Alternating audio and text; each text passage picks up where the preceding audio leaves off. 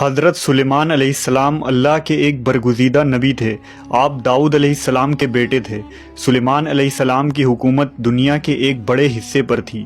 سلیمان علیہ السلام کا سلسلہ نسب یہودا ابن یعقوب سے حضرت ابراہیم علیہ السلام تک جا ملتا ہے۔ آپ کم عمری میں ہی تخت نشین ہو گئے۔ اللہ نے آپ کو داؤد علیہ السلام کی طرح منصب نبوت سے بھی نوازا اور ساتھ ہی وسیع ملک و سلطنت بھی عطا فرمائی۔ سلیمان علیہ السلام کی حکومت انسانوں کے ساتھ جن و انس، شیاطین، چرند و پرند اور ہر انواع و اقسام کے جانوروں پر تھی۔ علماء نے آپ کی حکومت 750 سال لکھی ہے۔ آپ کو بہت سارے معجزے بھی عطا کیے گئے تھے۔ مثلاً آپ جانوروں کی بولیاں سمجھ سکتے تھے، آپ ہوا پر قابو رکھتے تھے اور آپ کا تخت ہوا میں اڑتا تھا۔ جن اور شیاطین آپ کے خادم اور غلام تھے جو حکومتی امور میں آپ کی اطاعت کرتے تھے۔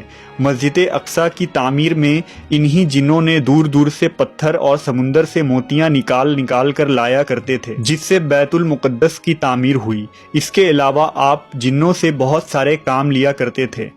اللہ نے قرآن میں فرمایا ہے کہ اور ہم نے سلیمان کی آزمائش کی اور ان کے تخت پر ایک جسم ڈال دیا، پھر انہوں نے رجوع کیا۔ سورہ صاد۔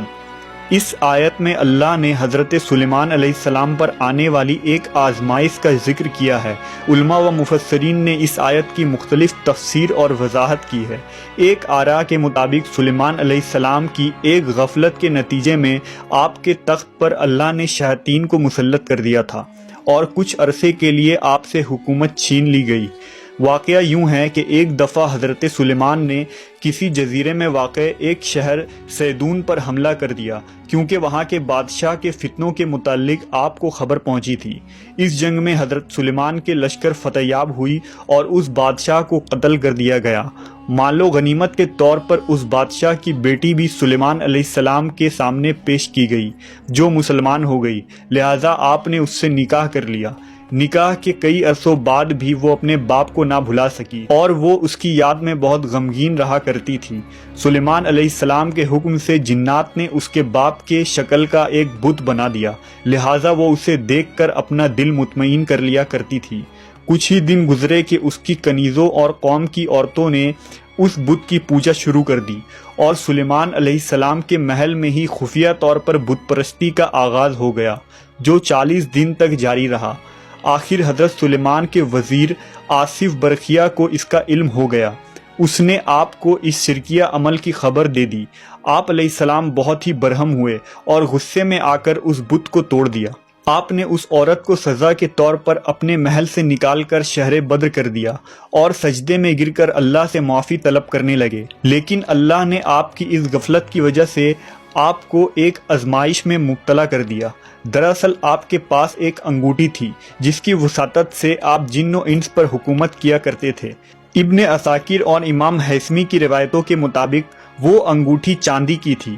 اس کا نگینہ آسمان سے آیا تھا جس میں یاقوت پتھر جڑا ہوا تھا۔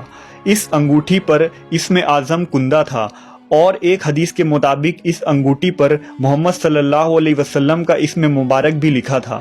یہ انگوٹھی آپ کے نبوت اور حکمت کی علامت تھی، جس طرح موسیٰ علیہ السلام کا عصا مبارک تھا۔ اس انگوٹھی کے ذریعہ آپ امور حکومت بہت ہی اچھے سے چلاتے تھے۔ اسے آپ کبھی خود سے الگ نہیں کرتے تھے۔ جب آپ قضائے حاجت کے لیے جاتے یا اپنی بیویوں کے پاس جاتے تب ہی اس انگوٹھی کو اتارتے اور اسے اپنی سب سے بھروسے مند کنیز امینہ کے سپرد کر دیتے تھے۔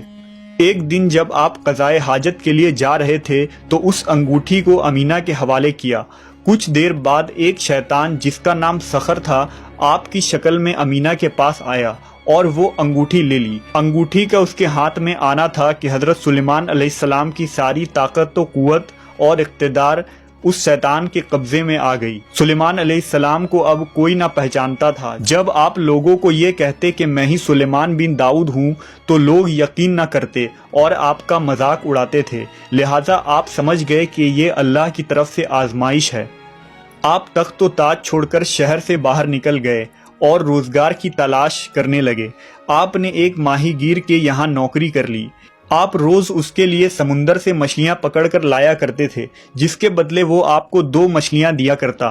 یہ سلسلہ 40 دن تک رہا، اتنی ہی مدت جتنی آپ کے محل میں بت پرستی ہوئی تھی۔ آخر کار اللہ نے آپ کی توبہ قبول فرما لی۔ اب وہ شیطان صقر جو محل میں سلیمان علیہ السلام کی شکل و صورت لیے حکومت کر رہا تھا، درباریوں نے اس کے عادات و اطوار سے یہ بھانپ لیا کہ یہ حضرت سلیمان علیہ السلام نہیں ہے، لہٰذا محل میں موجود علماء نے یہ تجویز کی کہ اس کے سامنے توریت پڑھا جائے گا، اگر وہ شیطان ہے تو اسے سن نہ پائے گا۔ لہٰذا ایک روز جب وہ تخت پر بیٹھا تھا، سارے علماء اس کے ارد گرد جمع ہو گئے اور توریت کی تلاوت کرنے لگے۔ پھر کیا تھا، وہ شیطان کلام الہی سن کر تاب نہ لا سکا اور وہاں سے بھاگ گیا۔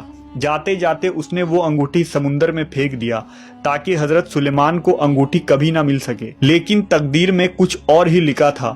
اس انگوٹھی کو ایک مچھلی نے کھا لیا اور حضرت سلیمان علیہ السلام اس دن جب مچھلیاں پکڑنے ساحل پر گئے تو جال میں وہی مچھلی پھنس گئی۔ ماہی گیر نے بھی وہی مچھلی سلیمان علیہ السلام کو دے دیا۔ جب آپ نے اس مچھلی کو کھانے کے لیے اس کا سینہ چاک کیا تو وہ انگوٹھی نکلی۔ پھر کیا تھا، اسے پہنتے ہی سارے جن و انس اور مخلوق آپ کے خدمت میں حاضر ہو گئے اور اطاعت پر آمادہ ہو گئے۔ آپ نے بارگاہ خداوندی میں شکر بجا لایا اور پھر سے حکومت سنبھال لی۔ اس موقع پر آپ نے وہ مشہور دعا کی تھی جسے قرآن میں سورہ صاد میں ذکر کیا گیا ہے کہ اے میرے پروردگار، میری مغفرت فرما اور مجھے ایسی بادشاہت عطا کر جو میرے بعد کسی کو بھی میسر نہ ہو۔